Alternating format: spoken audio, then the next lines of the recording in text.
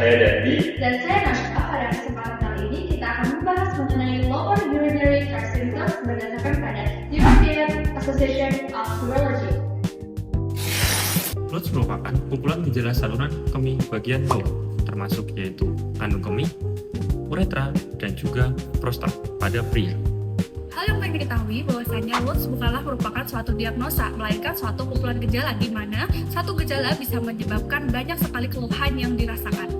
Karena itu, Guideline EAU menekankan pendekatan berbasis pada gejala atau symptom based approach, bukan langsung dari suatu organ seperti salah satunya organ yaitu prostat. Dalam Guideline EAU, LUTS diklasifikasikan menjadi 3 kelompok utama berdasarkan fase berkemih, yaitu storage symptom, voiding symptom, dan post-micturition symptom. Storage symptom merupakan gejala yang muncul saat kandung kemih berfungsi sebagai tempat penyimpanan urin. Pasien biasanya mengeluhkan frekuensi berkemih yang meningkat, yaitu lebih sering ke toilet dari biasanya, bahkan dalam interval waktu yang pendek. Selain itu, terdapat urgensi, yaitu rasa ingin buang air kecil yang muncul secara tiba-tiba dan sulit ditahan. Gejala lain yang khas adalah nokturia, yaitu pasien harus bangun di malam hari 1 kali atau lebih untuk berkemih yang dapat mengganggu kualitas tidur.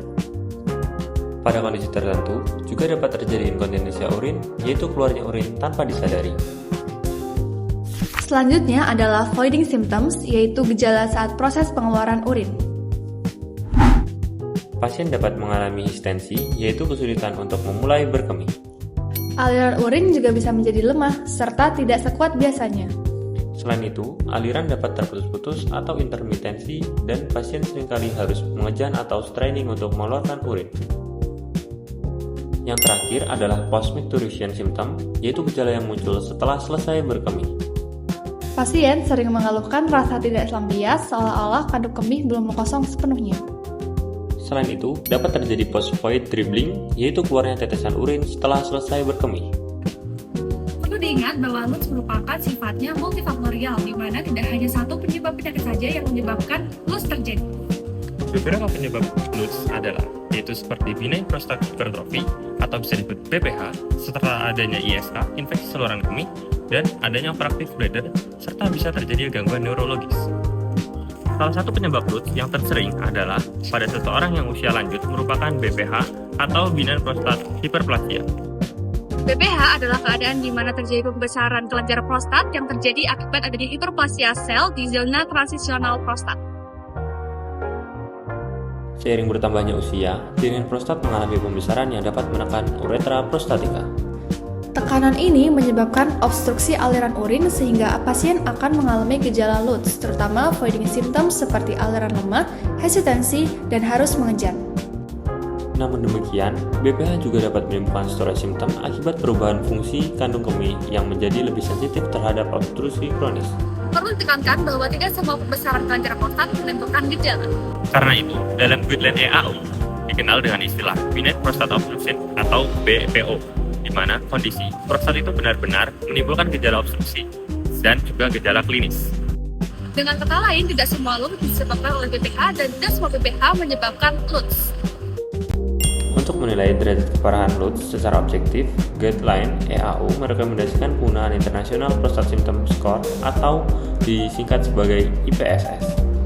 IPSS terdiri dari 7 pertanyaan yang mengevaluasi gejala selama 1 bulan terakhir, meliputi frekuensi, nokturia, aliran lemah, hesitansi, intermitensi, rasa tidak lampias, dan urgensi.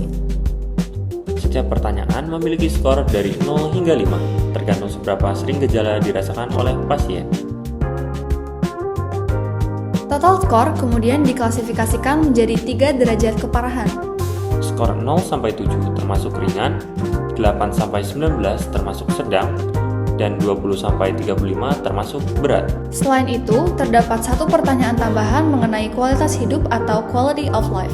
Penilaian ini penting karena membantu menentukan apakah pasien membutuhkan terapi atau tidak. Pada beberapa pasien dengan LUTS akibat BPH, di mana yaitu dapat terjadi kondisi retensi urin akut, yaitu ketidakmampuan untuk berkemih sama sekali. Pada kondisi seperti ini, pelaksana awal yang dilakukan adalah pemasangan kateter, di mana tujuannya untuk mengeluarkan urin pada vesika urinaria. Setelah kondisi pasien stabil, maka dari itu kita lakukan yaitu langkah TOWC. TOWC atau disingkat dengan Trial Without Catheter merupakan kondisi di mana seseorang dipasangkan kateter setelah beberapa hari dilepas dengan tujuannya mengetahui apakah pasien tersebut bisa berkemih secara normal atau tidak.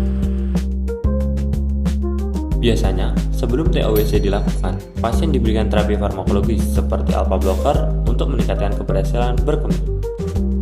Jika pasien berhasil berkemih dengan baik setelah kateter dilepas, maka TOWC dianggap berhasil dan pasien dapat melanjutkan terapi konservatif.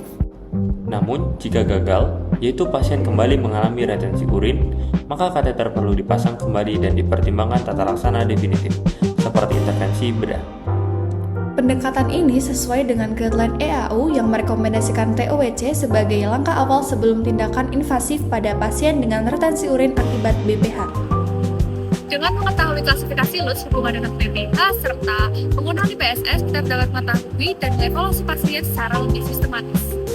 Pendekatan ini sesuai dengan guideline EAU yang dimana menekankan penata laksanaan harus berbasis dengan gejala dan dampaknya terhadap kualitas hidup pasien. Keluhan berkemih tidak boleh dianggap sepele karena dapat mempengaruhi kualitas hidup pasien. Dan ini juga bisa menjadi tanda kondisi yang lebih serius. Jadi sekarang sudah tahu kan apa itu LUTS?